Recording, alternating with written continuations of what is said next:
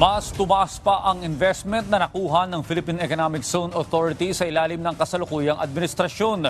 Ayon sa pamunuan ng PESA, umakyat sa halos 200 bilyong piso ang investment sa unang taon ni Pangulong Ferdinand R. Marcos Jr. Mas mataas ito ng mahigit 200% kumpara sa Duterte administration.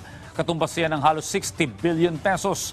Nakikitang dahilan ng pagsuporta ng Marcos administration sa mga eco-zones. Sa katunayan, kasama ang PESA sa Philippine Development Plan 2023 hanggang 2028. Malaking bagay ito para mangakit ng mga mamumuhunan. Bukod sa ekonomiya, magbibigay din ito ng trabaho para sa mga Pilipino. Dagdag pa ng PESA na nakaangkla ang kanilang mga programa sa 8-point economic agenda ng administrasyon.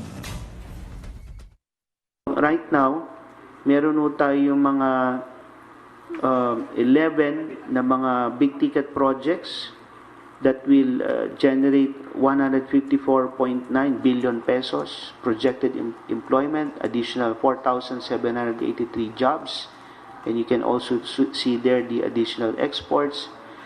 And I think it's important that we share with the nation that yung PESA ho, since our creation in 1995, we were never a burden to the Philippine government.